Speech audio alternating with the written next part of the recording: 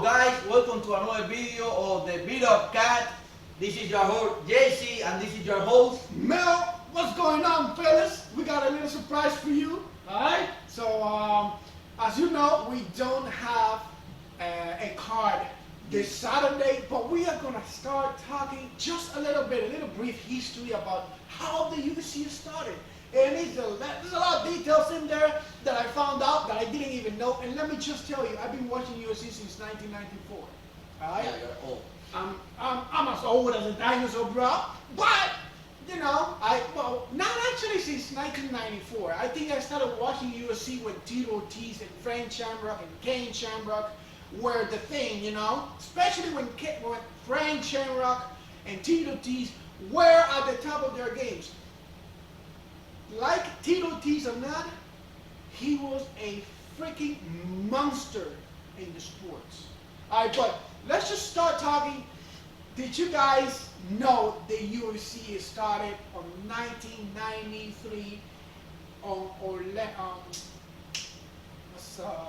forget the place. I know the thing was, it was in Colorado. It was in Colorado, November 12th. 1993. Now the thing about UFC, it even had a mascot. It had like a huge white guy, bald, has his face like this, and I don't know why Dana White got rid of that, but I guess paid off. At the end of the day, he managed to save the company. He has a billionaire business right now.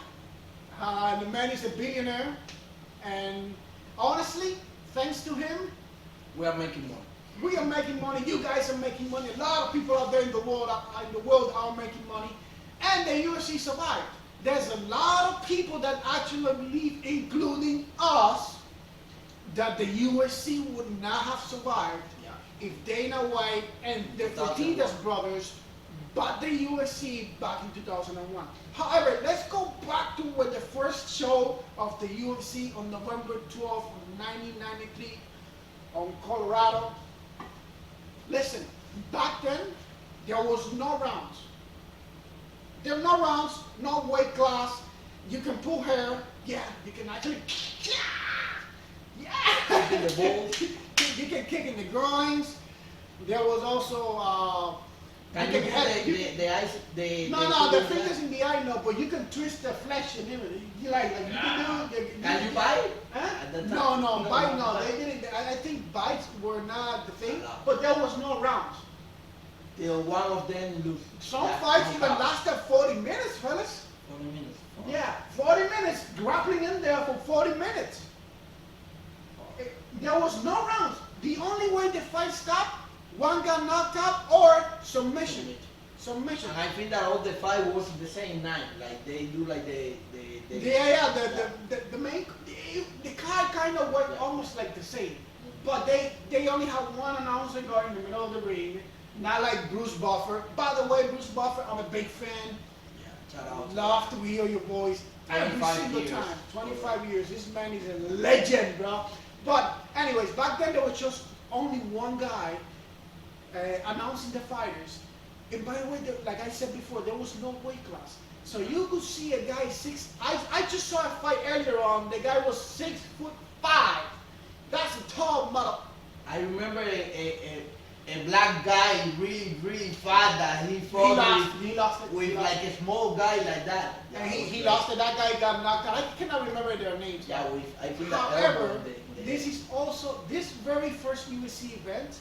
The champion was Royce Gracie, a Brazilian expert in jiu-jitsu. This is the point in history when everybody started looking at jiu-jitsu as a very serious sport. Everybody, right? every single time. He was a master of disaster, dude. There was nothing stopping this guy. And let me say, he fought against this guy, Geraldo Dior. Geraldo Dior was an amazing karate guy. He got to the finals for a reason. In fact, he was the guy who knocked out the big guy that we were just talking about. Oh my God! Yeah, the karate. I remember that he had like the suit, karate suit, and the black belt. No. He had his pants, but he was coming off with nothing, no kimono on top. So and his physique, just a regular guy, man.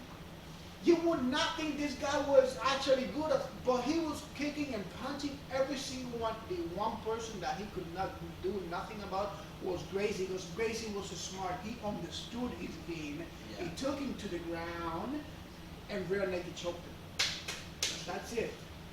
Royce Gracie is the biggest name He's the first and for the Brazilians anytime. Yeah. That was the first. That was the first UFC event, UFC one, and he was the champion of it. And dude, I mean, the things that you can see there. If you guys can actually watch it. You can go to Google, you can go into YouTube and watch other creators. But you can put like something like the beginning of the UFC. Actually, if you put the beginning of UFC, they're gonna take you straight to the first main event. You're gonna see a fight lasting 36 minutes, no breaks. You know, right now we have like rounds every 5 minutes, right? Every 5 minutes, the fighters are separated, like kind of like in the boxing thing. And then you take like a minute to refresh, maybe 2. I think it's a minute. I believe it's a minute. But back then, dude, I just saw a fight 36 minutes, and these guys still were grappling. And it was a 6'5" guy, and he was actually a Wing Chun. Wing Chun is some sort of kung fu. He was a Wing Chun expert, and he was fighting at 39 years old, African American guy. He was a lot shorter than him, but the guy took it from him. He took the big guy to the ground, and it was all from there, ground and pound. And dude, listen, you guys should definitely watch this. Now, the biggest names back then was actually, like I said, Royce Gracie, but guys like Frank Shamrock, Ken Shamrock, these guys are brothers, by the way, and Tito Ortiz. There was a lot. Chuck What Liddell is the name of the black guy that he died, like 40 years old, something like that, that he was... Like 4 years ago? Yeah. The guy that had like yellow hair? Yeah. Kevin Randleman. Dude, Yeah, that's... that guy. Look. Was a monster. Everybody. Those guys in that time, they are tougher than the guys that they are now. It depends. Everybody will say that the guys are fighting today are much better than the guys in the past, but there's no way to prove that. But for example, right now people The say training in some ways is kind of, you can say it's better because there's better machinery to go around. Yeah, but for example, they are saying like in the sport, in basketball, the NBA in the 90s is better than now. Like now they only play like 3 games, like shooting threes. And in that time, like you have to be tougher to find a guy that was like higher than you, like weighing more. Right now we have like weightings, we have like the beach. Right. I know that's a good representation that you're putting, but here's the thing. We're gonna talk just 1 minute about basketball. Back then on basketball, when somebody back then, when Michael Jordan and all these guys all say, no, that team played good defense. No, what it actually meant is that you got beat up. Yeah, you got beat up. You guys know the bad boy Pistons. We're not going to talk about basketball, but okay, what I'm trying to say is we can have our opinions, and we can definitely say some things like today's MMA is better than in the past. But to say that each fighter was better now than I'm not saying like better, like tough. Like that's what I mean. No, I don't know, man. I mean, dude, going 36 minutes and not stoppage. You are tougher. That's what I mean. But then again, even though that kind of looks like a good comparison, but at the same time, you cannot say, hey, the fighters back then were better than now, because there's just no way to prove that. We can give our opinions and all that. They got better training now. They got a lot of equipment. They got techniques. They got more techniques and all that. Everybody knows that jiu-jitsu and wrestling are things to go around. And that they have more like weapons. Right? But even then, in there, when you watch UFC one of the commentators says it. He says, if there is a fighter that can actually wrestle and strike at the same time, to me that's the perfect fighter. To me, that's gonna be a problem fighter. And one-round fighter. And here's where Ken Shamrock comes in. Ken Shamrock fought Gracie 3 times. 2 times when they were young. First time Royce Gracie beat him by, I think he submitted him. Got his arm, or I think he got his arm, even though Ken Shamrock was trying to stop him, but this guy wouldn't let him go, bro. Oh, this guy was mean, bro. Royce Gracie was mean. Then the second fight, along comes Ken Shamrock and beats the crap out of Royce Gracie. Even though it was a decision, it was clear. Royce Gracie face was like you take the skin of strawberry. Yes, that's. Then they fought the third time, but they were old. They just fought like 3 or 4 years ago. They are just grandpas right now. Royce Gracie won that one by knockout. Royce Gracie has never knocked out somebody, but he did Ken.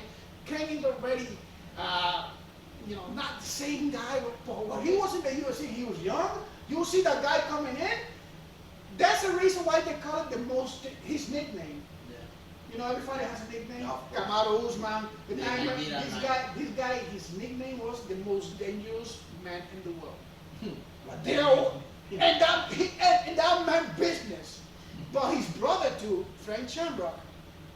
This is what I'm always telling you. See, we gotta take a look at that. I was a fan of Frank Shamrock when Frank Shamrock was coming in. Not only can this guy punch, he can punch hard.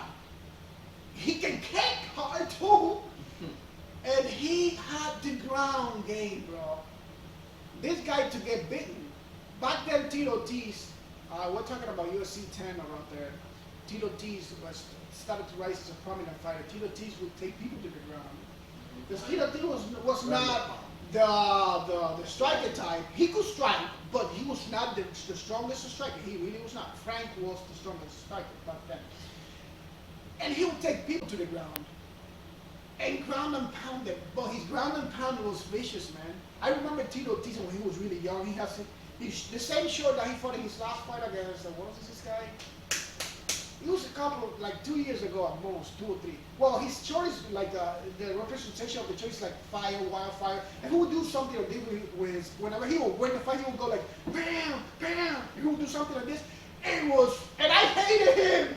But the thing is why I hated him is because he was good, bro. I didn't want him to compete against Frank Shamrock, but they collided though. They collided. And guess who won? Frank. But it was a really close fight. To me, Tito Ortiz was dominating that fight when it came to the ground, but Frank Shamrock never allowed him to ground and pound because he had defense in the ground. And then, back then you could hit him in the back of the head. So I think Frank Shamrock hits him. They start grappling again on the ground. Frank Shamrock tries to get out first, and Tito Ortiz is hugging his leg. He hit it hammer style on the back of the head, bam, bam, and then he slapped him when he was knocked out. He's actually slapped him, bam, like in the like he went like this, bam, but he was gonna turn it. He saw it, bam, hit him again, and that was it. Frank Shamrock became the champion of UFC. He never got beat thrown, by the way. He just moved to another organization. But there was so many, like this other guy called, this bald guy. Do you know who Bass Wooden is? Bass Wooden was the guy who actually fought Frank Shamrock before they went into the UFC. And Bass Wooden, listen, I respect this guy so much. Bass Wooden was actually like the actual representation of the UFC down here. Bald, white, and very, very dangerous striking and grappling too. He knew some Samoan sumo, some sumo fighting and all that. And he fought Frank Shamrock twice. And he said, listen, even though I beat Frank Shamrock twice, always by decision, by the way, he said, I have never faced a crazier and stronger opponent than Frank. Frank was crazy, dude. Frank was Ken Shamrock, but a much younger version and more wild, in my opinion. Okay, let's go back to the story of the UFC. Mm-hmm. Like, talk about what do you think that Dana White saved the company? Oh, yeah. When Dana White bought the company in 2001, yeah. and the company was pretty much in bankruptcy, they were about to, to close the business. And a lot of fighters that started doing their careers in there were about to lose.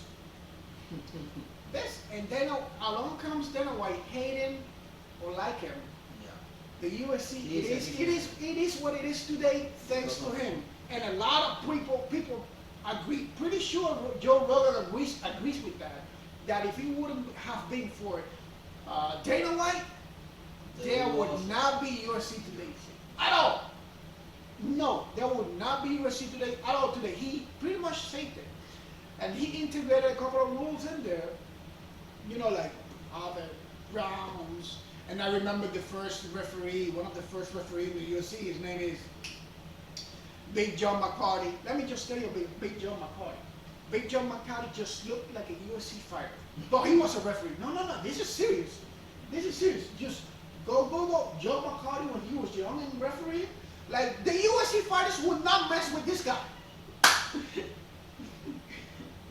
It is crazy, man, how, I'm not saying that the referees now, because we got Herb Dean, that's actually a big guy. Yeah, but he is a old guy, right? No, but what I'm trying to say is that Joe McCarty probably trained more than the UFC fighters back then. Like, he was a big The only referee that I like for the UFC, like, he actually fights the big guy, like, he has all the... Oh, yeah, what's his name? I always forget. You know that one time in Bellator he was refereeing and the other fighters start fighting with him? I forgot the name. There is like a video in YouTube. Like, the other guy start fighting with him. Listen, Joe...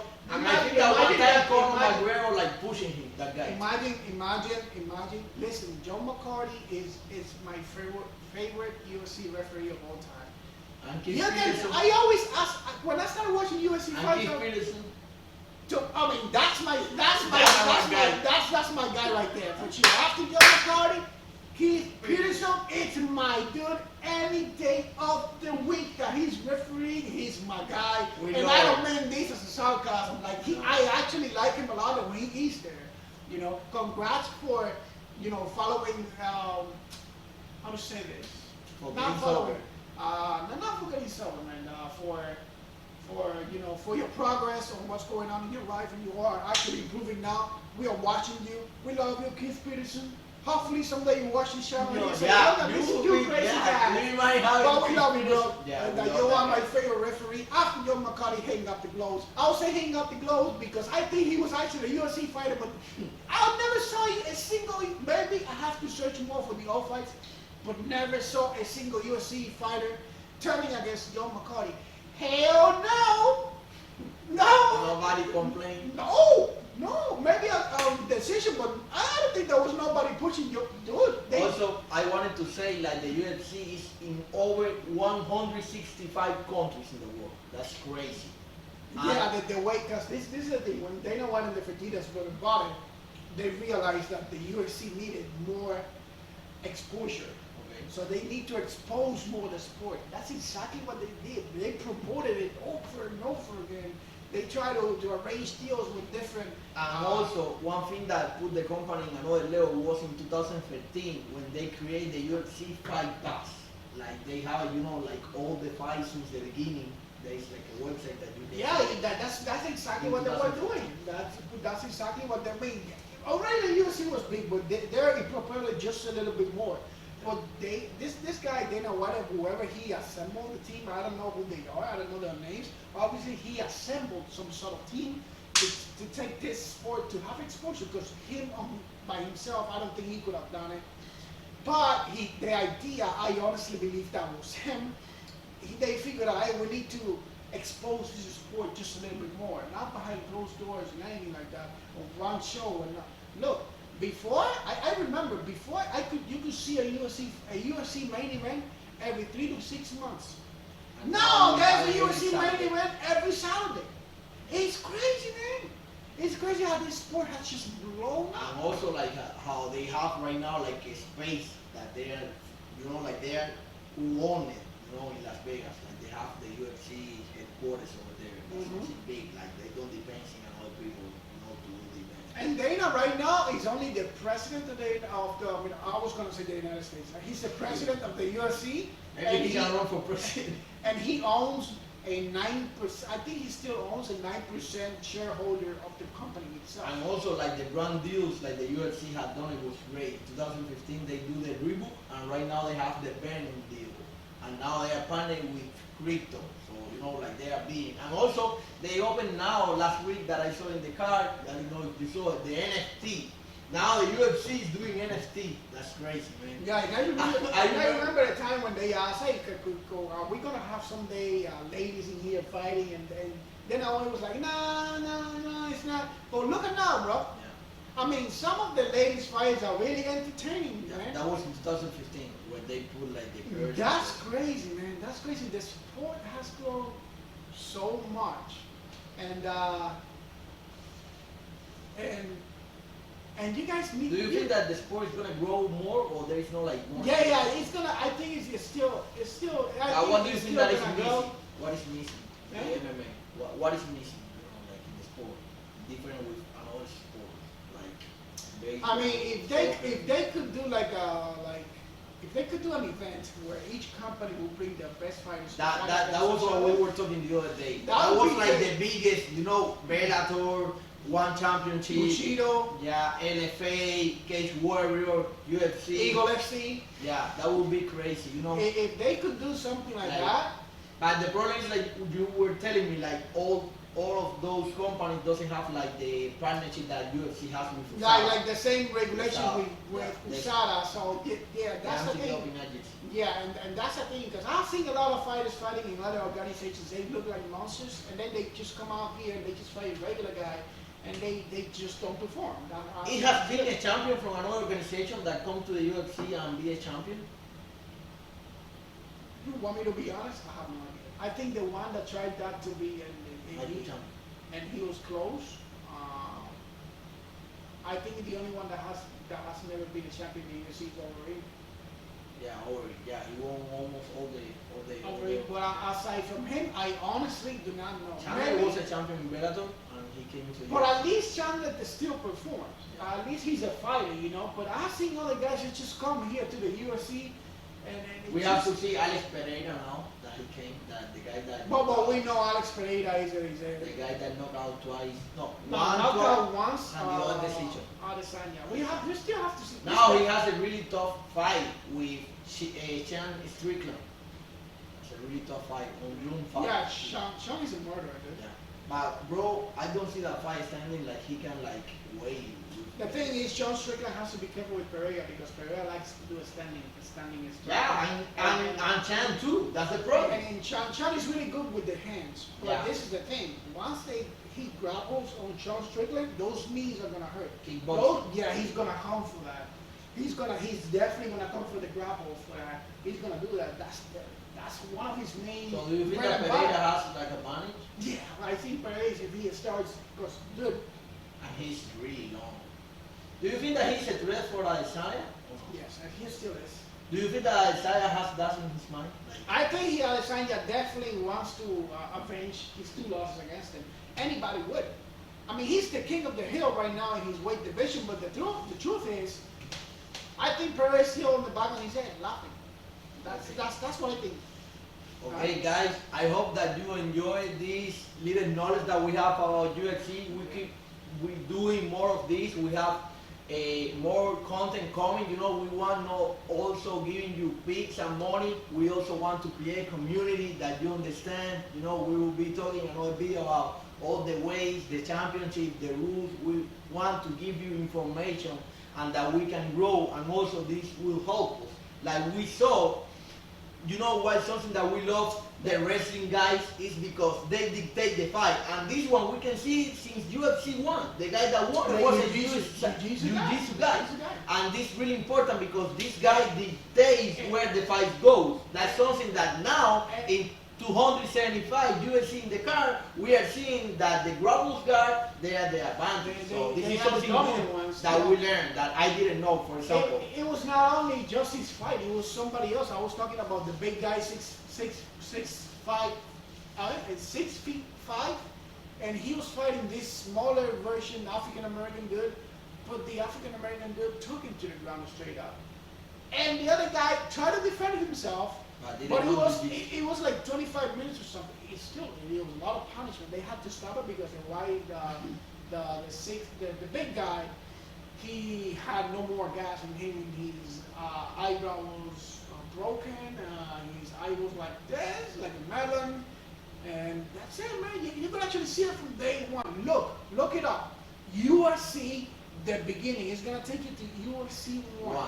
You're gonna see the whole thing. It's like 1 hour and 30 something, 40 something minutes. I don't know how long it is, but it's something like that. You're gonna see a lot of things Fighters Day back then, that is not allowed now today. Now, like JC said, we'll catch you guys in the next one.